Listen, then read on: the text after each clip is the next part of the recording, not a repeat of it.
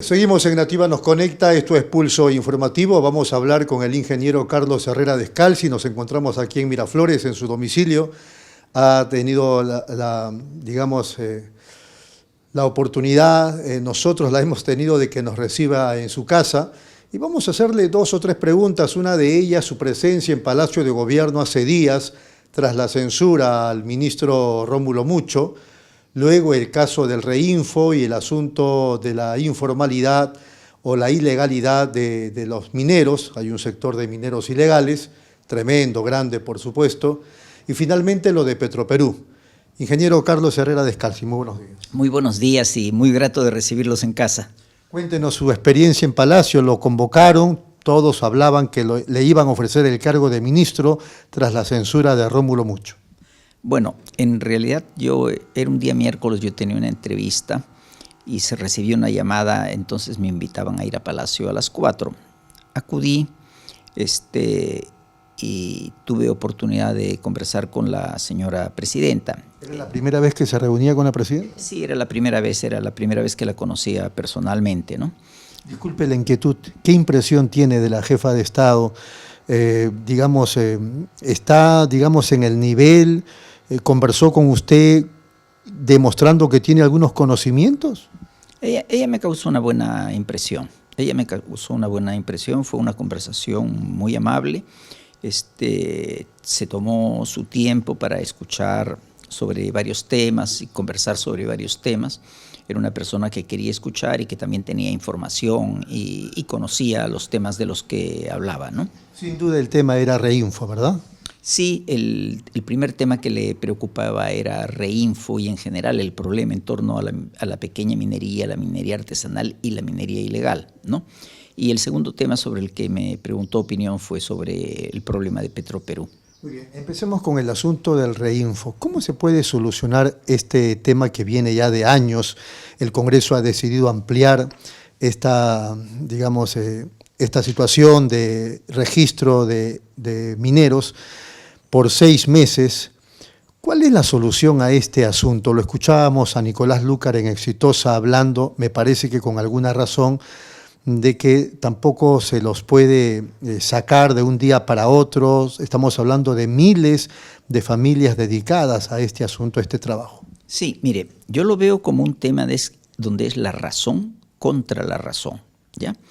Especialmente, no era la primera ocasión, pero especialmente en esta vez que han estado los mineros hace pocos días en el paro que tuvieron y las entrevistas que les han hecho a varios de ellos a través de la prensa, he podido conocer sus impresiones sobre el tema.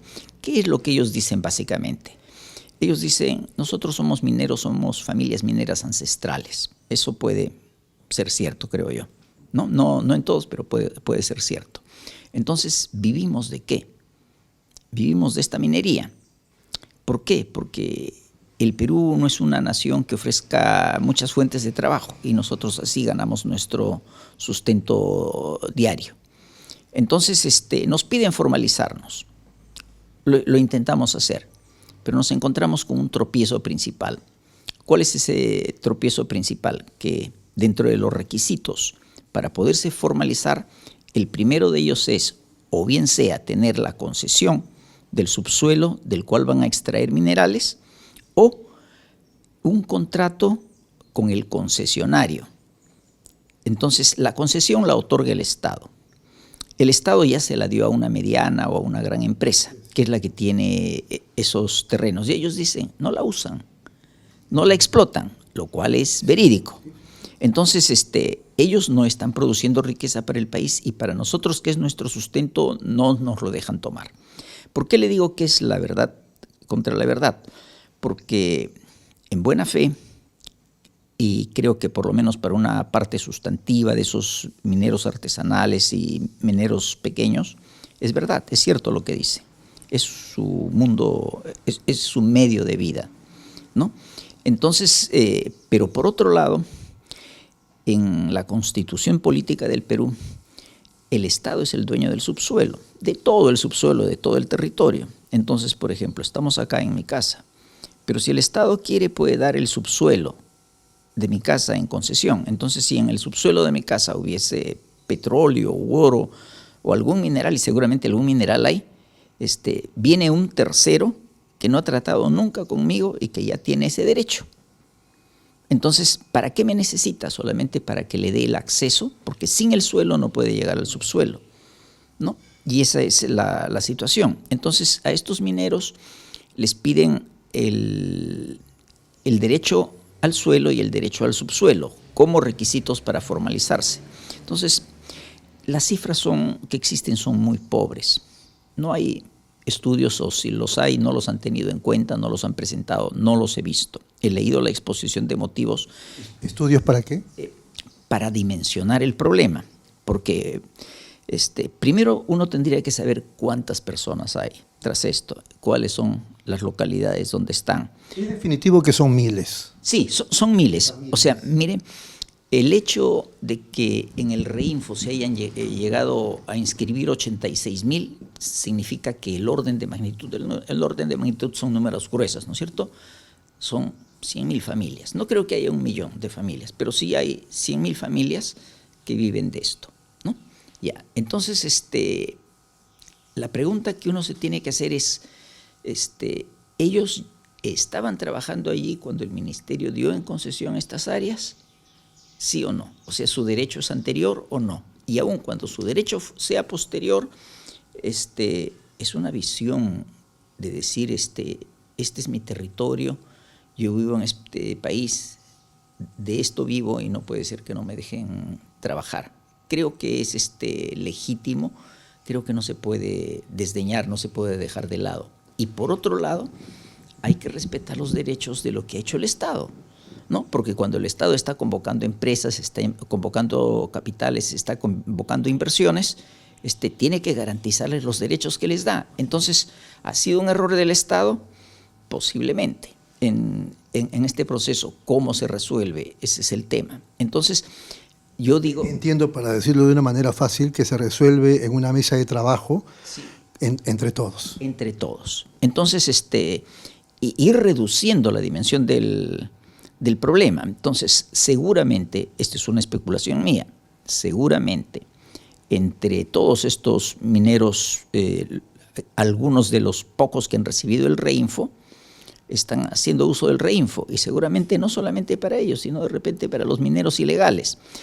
Con certeza, los mineros ilegales se escudan detrás de los mineros informales, ¿no? Informales son los pequeños y los artesanales. Con seguridad que se escudan, seguramente que hay algún vínculo en algunos casos, no en todos, seguramente en una minoría para la adquisición de explosivos y de otras cosas que se necesitan para operar. ¿Los mineros ilegales son los malos de la película o ellos también pueden formar parte de esta mesa de negociación, si cabe el término? El minero ilegal no, porque hay una definición, ¿ya? Hay una definición en la que es ilegal el que trabaja en áreas prohibidas. O sea, el que trabaja en áreas prohibidas ya de hecho está cometiendo un delito. Y ese es inaceptable, y ese es más, las propias leyes se han encargado de crear lo que sería pues un crimen de la minería ilegal, y que está en el Código Penal y tiene una sanción. Ahora, ¿hay registros de quiénes son o cuántos son los de la minería ilegal? ¿De cuántas familias estamos hablando? ¿Y cuál es la alternativa frente al cierre? Claro, ese es el tema, pero yo creo que en el caso de la minería ilegal no estamos hablando de familias. En el caso de la minería ilegal estamos hablando de organizaciones donde dinero no falta, porque en la explotación que han tenido, Madre de Dios, es el caso más claro, ¿no es cierto? Y me parece que está pasando casi lo mismo en el Alto Nanay. Sí. Comienza a pasar, y el riesgo es que pues toda la selva va a tener el mismo riesgo. Esto está pasando también en Puno, ha pasado en otras ciudades, está pasando, yo tengo noticias que ha ocurrido en Tambo Grande, ¿no? Una zona donde no se quiso dejar que fuese la minería formal, la gran minería, la que paga los impuestos y respete el medio ambiente, y a total ha sido invadida por la minería que en cierta forma es informal y en otras está ilegal, ¿no? Entonces, la distinción es bien importante. Entonces, es como decir, la minería ilegal está en lo imperdonable. Ese es un crimen, es un delito y hay que combatirlo con la fuerza que tenga el Estado. De acuerdo con usted, ¿de cuántas personas, sin embargo, estamos hablando? Promedio. Ese es el tema. Y no sé, pues, no sé. Mire, yo me aventuro a darle una cifra, no sé, 20.000, 30.000, no lo sé. Personas, ya. ¿Qué podemos hacer con ellas? O sea, involucradas, que son explotadas por la minería, porque esto es un crimen. ¿Cuál es el asunto? El asunto es que el documento, la ley, no tiene cifras. ¿Ya? Entonces, en la exposición de motivos del proyecto de ley que se presenta, me remito a las cifras, busco las cifras. ¿Y qué cosa es la cifra que encuentro? Encuentro, por ejemplo, que la minería informal o sea, que la pequeña minería y la minería artesanal son actividades económicamente tan importantes como la gran minería. Eso no puede ser cierto en el Perú. Y esa es una afirmación que está en el documento del Ministerio de Energía y Minas. Yo me resisto a pensar que eso sea cierto en el Perú. ¿Por qué, ingeniero? Por los volúmenes, ¿no? Porque la cantidad de producción que se le asigna a la minería ilegal la he visto crecer así por distintos estimados a través de distintos actores en estos tiempos. Han ido de 5.000 millones de dólares hasta 10.000 millones de dólares, que es el último documento que he visto. Antes he visto 8.000, 7.000, etcétera. Pero el caso de la minería formal estamos hablando más bien de 30.000 millones de dólares. Entonces, no es lo mismo. Las distancias son iguales, pero esto sí puede ocurrir, por ejemplo, en repúblicas africanas. Entonces, las cifras que usa el Ministerio de Energía y Minas se remiten a un estudio que es hecho por una entidad canadiense. Canadá tiene una visión del mundo, no solamente de Canadá. Las organizaciones norteamericanas, Canadá es Norteamérica, son fuertes, poderosas, estudian en todo el mundo. Entonces, cuando veo, no pude entrar en detalle, no encontré el informe al que ellos se refieren, pero cuando pude ver cierto detalle, vi que varios de ellos eran en países africanos. Por otro lado, las cifras que refieren, así en lo que recuerdo borrosamente, en el ministerio hablaba de 43 millones de mineros. Entonces yo dije, ¿cómo? El Perú tiene 34 millones de personas, no puede tener 43 millones de mineros. Entonces, cuando leo eso, me entra el pesar de decir, han revisado bien las cifras, porque se requieren cifras. Entonces, retratemos el problema así. Pongámonos en el caso de un minero informal, de un minero artesanal. ¿Qué quiere él? Que lo dejen trabajar, que pueda vivir tranquilo. Cumplir los requerimientos los hace, pues, y se inscribe. Claro. Pero a la hora que se va a inscribir, ¿qué cosa le piden? Que respeto a las aguas no es problema, tener un instrumento de gestión ambiental no es problema, lo obtiene. No trabajar en áreas ilegales, por supuesto que lo puede hacer, pero vienen otras dos condiciones. ¿Cuáles? El permiso para uso del terreno y el permiso para el uso del subsuelo. Que no los tiene. Que no los tiene. Y los trata de conseguir. He escuchado versiones donde dicen que les piden muchísimo, que les ponen condiciones muy onerosas, que le dicen que el 80% de la producción es para el que tiene la concesión, el 20% para el que la trabaja. No parece muy justo, ¿no es cierto? ¿Esos dos puntos cómo se pueden resolver? Conversando. Primero hay que tener cifras, hay que conversar, hay que separar, no hay que meter a todos en el mismo bulto, hay que separar unos sobre otros e ir resolviendo los temas por partes, ir reduciendo la dimensión del problema para poderlo hacer asequible. Por lo tanto, usted no está en desacuerdo con la ampliación del Reinfo. No, pero mire, no había salida para la ampliación del Reinfo. Pongámonos nuevamente en términos prácticos, razonables. Usemos el orden de magnitud 100.000 personas, ¿ya? Según las inscripciones y todo. No sé, pues, 30% por lo menos que sean legítimamente mineros artesanales, pequeños mineros a los que no dejan trabajar. 30% son 30.000 personas. 30.000 personas por 5 son, son 30.000 familias, 150.000. 150,000 personas, no las puede dejar así como así.